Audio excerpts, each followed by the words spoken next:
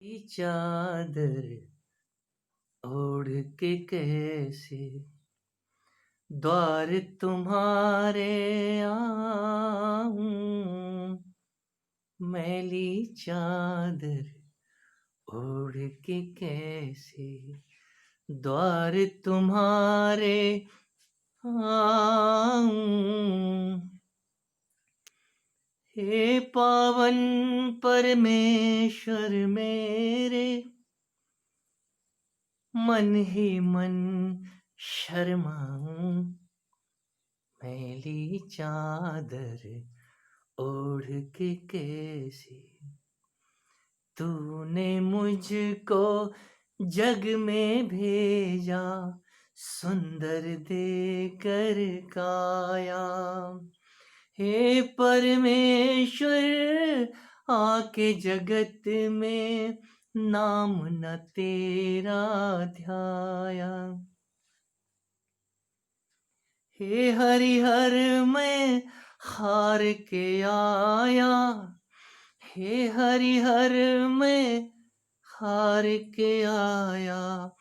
अब क्या हार चढ़ाऊं। जब सांसें चूकने लग जाती हैं, जिंदगी हार की तरफ बढ़ जाती है, तब चढ़ाने के लिए कुछ नहीं बचता है। फिर कौन सा हार चढ़ाएंगे हम। हे हरिहर मैं हार के आया, अब क्या हार चढ़ा। इतना तो पता चल जाए कि आप हार गए हैं, आप हारे नहीं हैं।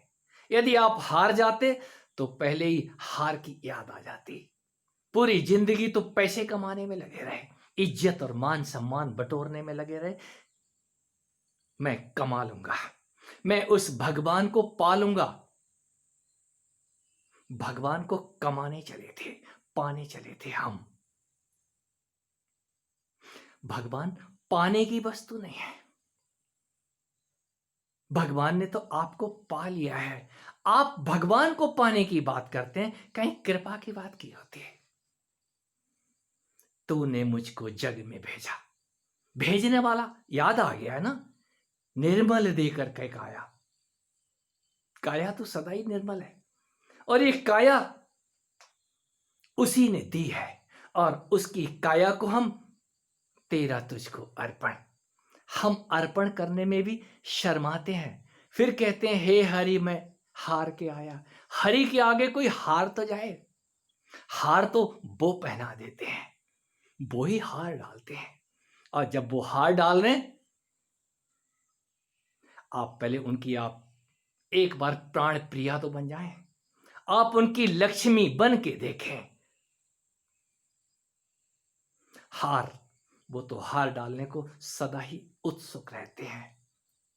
हरि अनंत हरि कथा अनंता, गावें सुने बहुविध सब संता। हरि अनंत है और उसकी कथाएं अनंत हैं।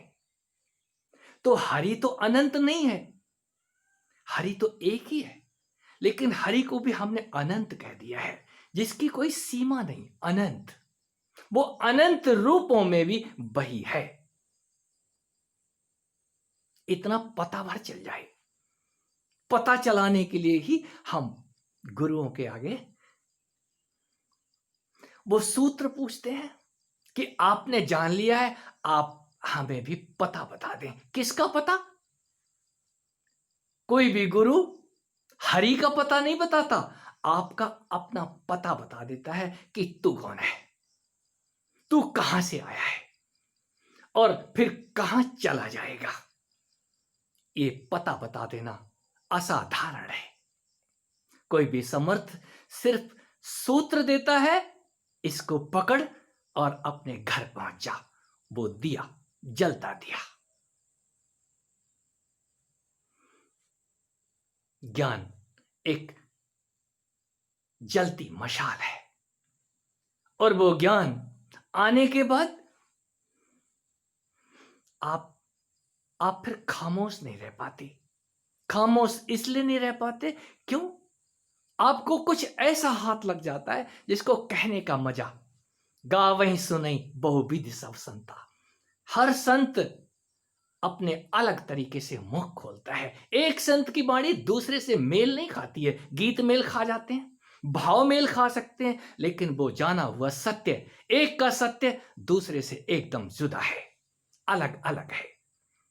यदि ऐसा नहीं होता तो एक ही रामायण होती, गीता होती नहीं, ये पुराण होते ही नहीं, ये उपनिषद होते ही नहीं, ये इतने पंथ होते ही नहीं। कारण क्या है? जिसने जाना था उसने कहना शुरू किया, उसके पीछे चलने वालों ने उस पथ को तो भूल गए, पंथ बना दिए, अनुयायी बन गए। कारण क्या है? हम खोजना नहीं चाहते, पका पकाया हमें मिल जाए, रेडीमेड, सब कुछ रेडीमेड हमें मिल जाए तो रेडीमेड का खाने में कितनी देर आप स्वाद लेंगे? रेडीमेड का स्वाद और मुफ्त का दिया हुआ जो भी मिलता है, हम उसकी फिर कीमत नहीं जानते। यही वजह थी, तपस्या कमाने की वस्तु है, ध्यान अर्जन करना पड़ता है, यह तकलीफ होती है। कौन बैठना चाहता है? सिमरन, ध्यान, पूजा, ये सारे के सारे वक्त मांगते हैं, समय मांगते हैं। आप समय देना कहां चाहते हैं? हम जानना चाहते हैं, हमारे गुरुजी ने कहा है, मैंने जानना है, मैंने जानना है, बस इतना ही बार बार दोहराते रहो, इससे तो कुछ नहीं होगा। कुछ जानने के लिए अंधेरे कमरे में आप चिल्लाए जा रहे हैं, प्रकाश नहीं है, प्रकाश नहीं है। अरे प्रकाश नहीं है कहने से तो प्रकाश नहीं हो जाएगा, प्रकाश को पैदा करना पड़ेगा। आप रगड़िए, अपने हाथों को रगड़िए, एक क्षण वो आता है आपके हाथ चिंगारियां फेंकना शुरू कर देंगे। आप रगड़ के देखिए, आप उस अंधेरे कमरे में आप जरा रगड़ मारना शुरू कर दीजिए। ये मेरे अनुभव हैं, आपके हाथ तो क्या, आपका शरीर चिंगारियां फेंकना शुरू कर देगा। ये चिंगारियां कहां से आ रही हैं? हमने यज्ञ नाम दिया है, यज्ञ जहां अग्नि जलाई जाती थी। कौन सी अग्नि? मैं इस तन के अंदर उस अग्नि की बात करता हूं। इस अग्नि को प्रकट करने के लिए इस तन को रगड़ने की बात थी। इस तन को किसी ने रगड़ा है, रगड़ रगड़ के इसी तन के अंदर से अग्नि प्रकट कर दी और स्वयं को रोशन कर लिया। कहीं दीप इसी तन के अंदर छिपा पड़ा है, आलोक, अंधेरा तो है ही लेकिन उसके साथ कहीं आलोक भी है। इस तन के अंदर जलती हुई ज्वालाएं हैं, ये स्वयं ही अग्नि कुंड है, हवन कुंड है। और जब इसमें वो ज्वालाएं, वो ज्वाला मां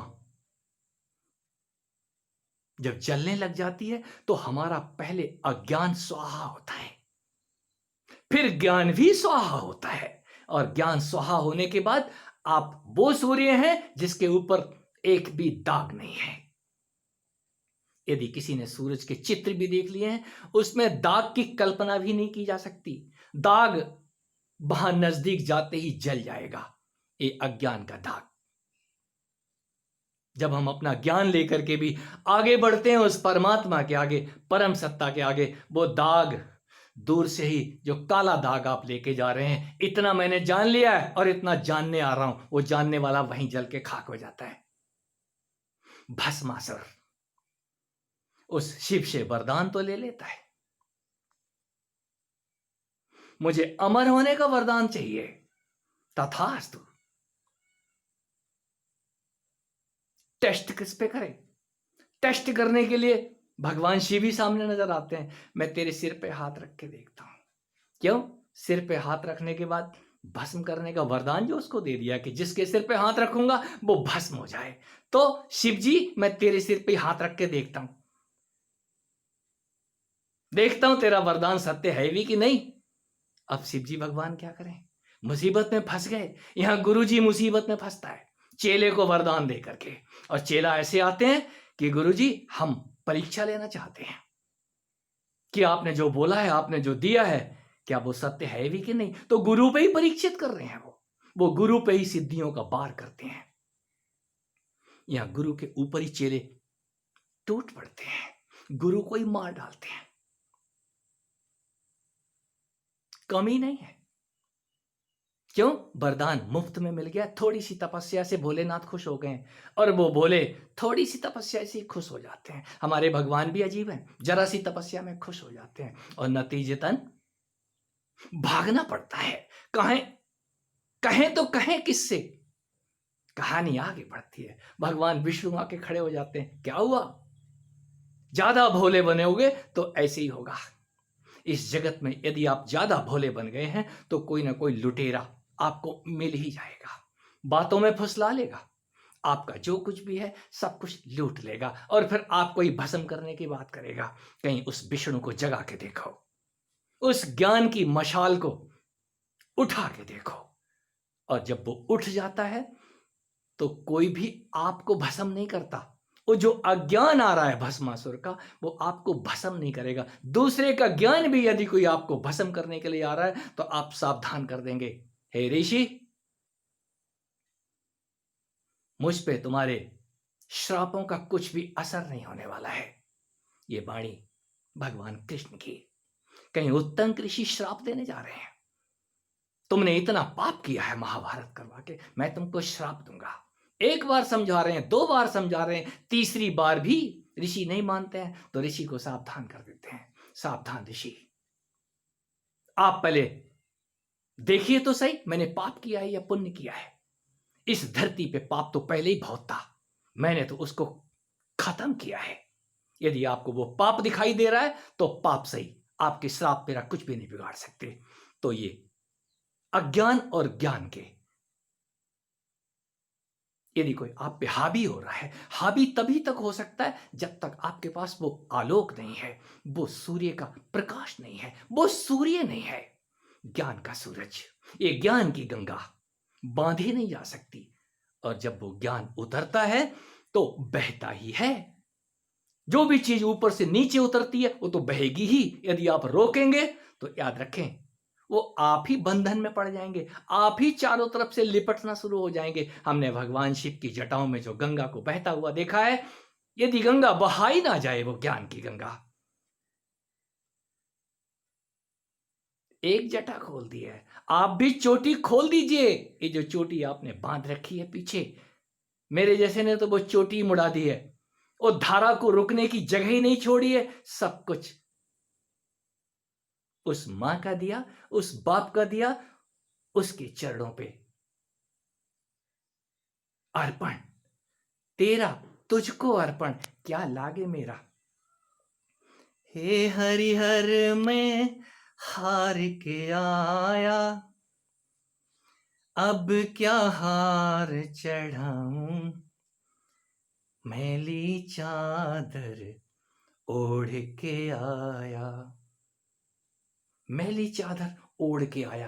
कहीं भी कोई भी चादर मैली नहीं है। मैली तो हम मान लेते हैं, कर लेते हैं अपने कर्मों से, और जब पता चलता है यह करता तो हम नहीं है तो चादर मैली कहां से हो गई। ये चादर भी उसकी, मैल भी उसका, और हम भी उसके। इतना ही पता कर लेना।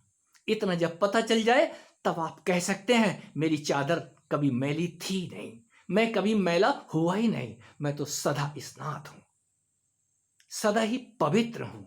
तो उनके चरणों पे सदा ही हम पवित्र होके ही पहुंचे हैं।